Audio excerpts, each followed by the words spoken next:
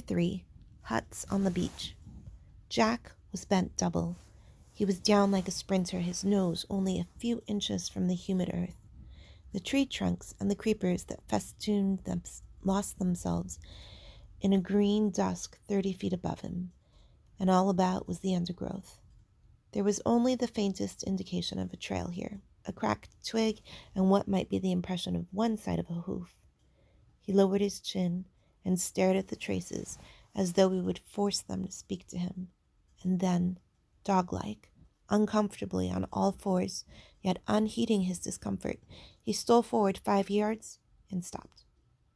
Here was a loop of creeper with a tendril pendant from a node. The tendril was polished on the underside.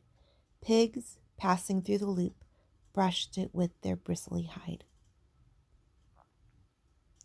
Jack crouched with his face a few inches from this clue and then stared forward into the semi-darkness of the undergrowth.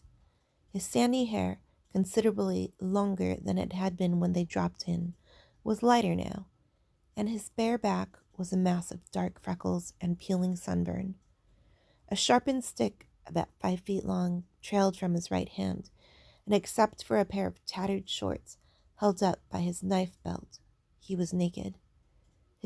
He closed his eyes, raised his head, and breathed in gently with flared nostrils, asserting the current of warm air for information. The forest and he were very still. At length, he let out his breath in a long sigh and opened his eyes.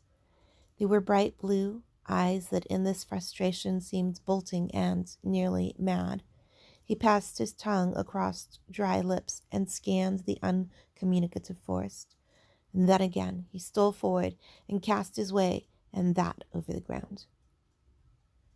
The silence of the forest was more oppressive than the heat, and at this hour of the day there was not even the whine of insects. Only when Jack himself roused a gaudy bird from a primitive nest of sticks was the silence shattered. An echo set ringing by a harsh cry that seemed to come out of the abyss of ages. Jack himself shrank at this cry with a hiss of indrawn breath, and for a minute became less a hunter than a furtive thing, ape-like among the tangle of trees. And then the trail, the frustration, claimed him again, and he searched the ground avidly. By the trunk of a vast tree that grew pale flowers on its gray bark, he checked, closed his eyes, and once more drew in the warm air. And this time his breath came short. There was even a passing pallor in his face, and then the surge of blood again. He passed like a shadow under the darkness of the tree and crouched, looking down at the trodden ground at his feet. The droppings were warm. They lay piled among turned earth. They were olive green, smooth, and they steamed a little. Jack lifted his head and stared at the inscrutable masses of creeper that lay across the trail, and then he raised his spear and sneaked forward. Beyond the creeper, the trail joined a pig ground that was wide enough and trodden enough to be a path. The ground was hardened by an accustomed tread, and as Jack rose to his full height, he heard something moving on it. He swung back his right arm and hurled the spear with all his strength, and from the pig run came the quick hard patter of hoofs, a castanet sound, seductive, maddening, the promise of meat. He rushed out of the undergrowth and snatched up his spear. The pattering of pigs' trotters died away in the distance. Jack stood there, streaming with sweat, streaked with brown earth, stained by all the vicissitudes of day's hunting, and swearing he'd turn off the trail and pushed his way through until the forest opened a little, and instead of bald trunks supporting a dark roof, there were light gray trunks and crowns of feathery palm. Beyond these was the glitter of the sea, and he could hear voices. Ralph was standing by a contraption of palm trunks and leaves, a rude shelter that faced the lagoon and seemed very near to falling down. He did not notice when Jack spoke. "Got any water?" Ralph looked up, frowning. From the complication of leaves, he did not notice Jack even when he saw him. I said, have you got any water? I'm thirsty. Ralph withdrew his attention from the shelter and realized Jack with a start. Oh, hello. Water? There, by the tree. Ought to be some left. Jack took up a coconut shell that brimmed with fresh water from among a group that was arranged in the shade and drank. The water splashed over his chin and neck and chest. He breathed noisily when he finished. Needed that. Simon spoke up from inside the shelter. Up a bit. Ralph turned to the shelter and lifted a branch from a whole tiling of leaves. The leaves came apart and fluttered down, and Simon's contrite face appeared in the hole. Sorry. Ralph surveyed the work with distaste. Never get it done. He flung himself down at Jack's feet. Simon remained looking at the hole in the shelter, and once down, Ralph explained. Been working for days now, and look.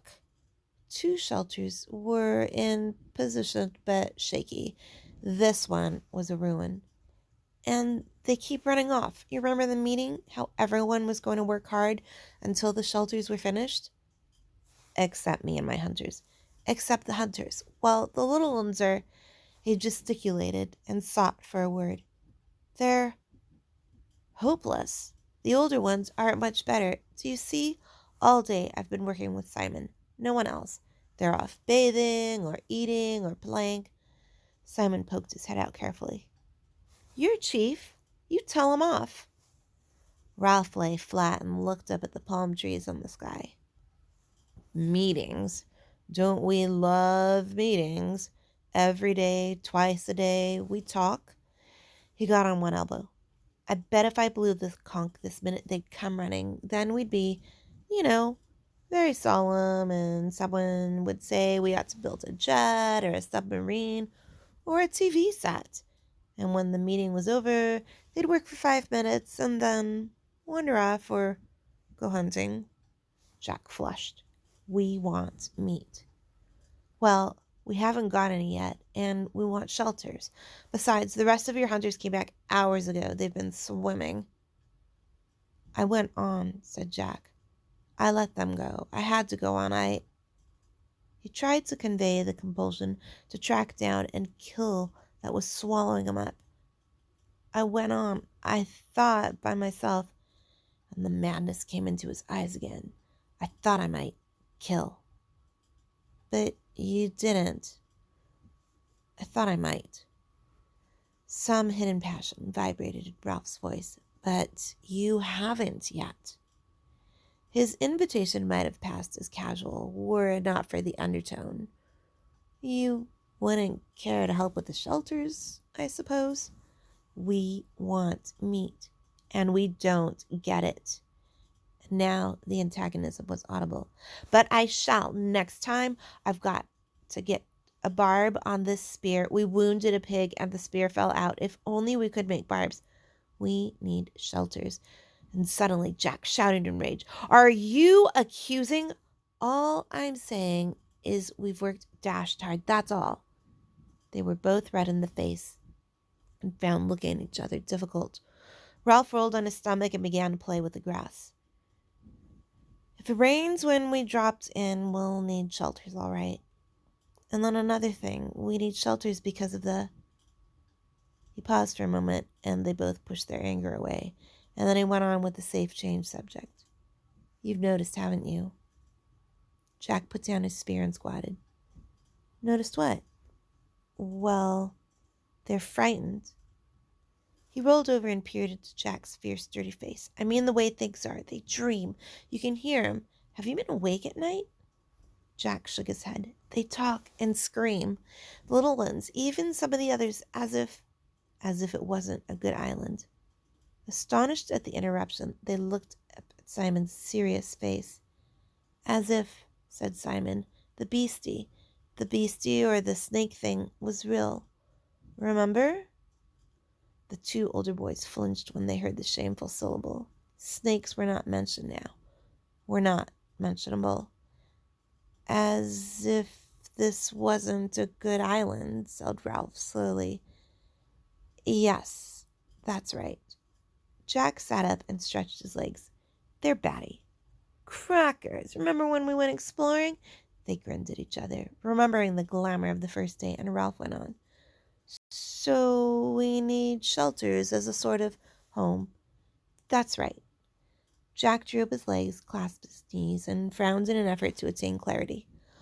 All the same, in the forest, I mean, when you're hunting, not when you're getting fruit, of course, but when you're on your own. He paused for a moment, not sure if Ralph would take him seriously. Go on. If you're hunting, sometimes you catch yourself feeling as if... He flushed suddenly. There's nothing in it, of course, just a feeling, but you can feel as if you're not hunting, but being hunted. As if something's behind you all the time in the jungle. They were silent again, Simon intent, Ralph incredulous and faintly indignant. He sat up, rubbing one shoulder with a dirty hand. Well, I don't know. Jack leapt to his feet and spoke very quickly. That's how you can feel the forest. Of course there's nothing in it, only... He took a few rapid steps toward the beach, then came back. Only, I know how they feel, see? That's all. The best thing we can do is get ourselves rescued. Jack had to think for a moment before he could remember what rescue was. Rescue? Yes, of course. All the same, I'd like to catch a pig first. He snatched up his spear and dashed it into the ground. The opaque, mad look came into his eyes again. Ralph looked at him critically through his tangle of fair hair. So long as you're hunters, remember the fire. You and your fire. The two boys trotted down the beach and, turning at the water's edge, looked back at the pink mountain. The trickle of smoke sketched a chalky line up the solid blue of the sky, wavered high up and faded. Ralph frowned. I wonder how far off you could see that. Miles. We don't make enough smoke. The bottom part of the trickle, as though conscious of their gaze, thickened to a creamy blur which crept up the feeble column. They've put on green branches, muttered Ralph. I wonder. He screwed up his eyes and swung round to search the horizon. Got it! Jack shouted so loudly that Ralph jumped. What? Where? Is it a ship? But Jack was pointing to the high declivities that led down from the mountain to the flatter part of the island. Of course! They'll lie up there. They must when the sun's too hot. Ralph gazed bewildered up at his rapt face. They get up high up and in the shade, resting during the heat, like cows at home. I thought you saw a ship. We could steal up on one, paint our faces so they wouldn't see, perhaps surround them, and then... Indignation took away Ralph's control. I was talking about smoke. Don't you want to be rescued? All you can talk about is pig, pig, pig. But we want meat.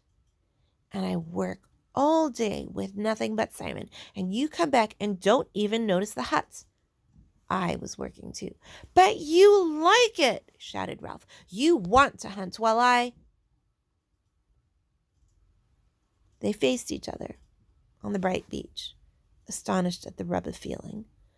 Ralph looked away first, pretending interest in a group of little ones on the sand, and from beyond the platform came the shouting of the hunters on the swimming pool.